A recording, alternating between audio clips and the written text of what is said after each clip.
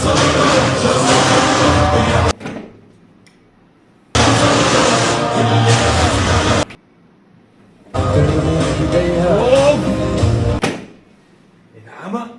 العمى؟ شو ما ضل شي تسمعوه غير هيك؟ مثل عيون عم قاتل وهي عيونك تقتلني. بسم الله الرحمن الرحيم. لا انا متهيألي مرتاح.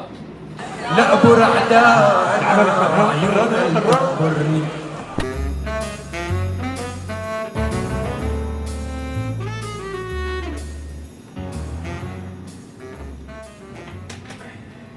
لعيون عم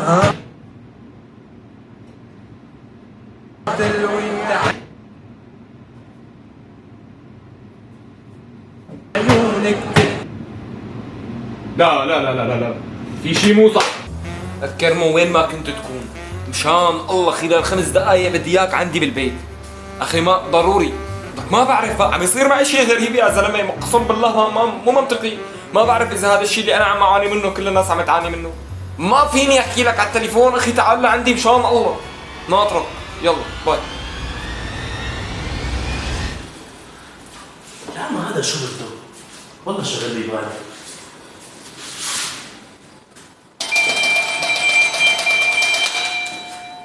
لك انا لو عم فهم دابه كل مره كانت فهمت انه لا ترن الجرس هيك. فوت مشان الله، فوت حل لي مشكلتي. لك ايش صاير معك يا زلمه؟ والله شغلت لي بالي. فوت.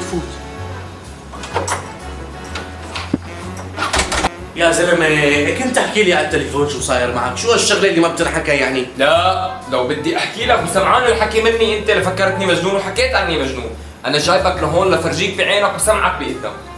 روح افتح لي باب الغساله وقول لي شو بتسمع. يعني بدينك جايبني افتح لك باب الغساله يا بيزان؟ يعني شو بدي اسمعك لصوت المحرك؟ معلم ما سمعت الاغنيه الجديده؟ لو انت صمت انا لي كمان، لو انت رعب انا لي كمان، لو انت نقص انا بعطيك مان، ضلي بس ضلي شبك يا زلمه. طالع برا. لك هو عفريت. طالع برا. صبر برا. لحظة. لك شبك؟ لك انت دايت لي. طلعوا برا. العمل يخرب بيتكم من حالكم. طلعوا من راسي كلكم. العمى.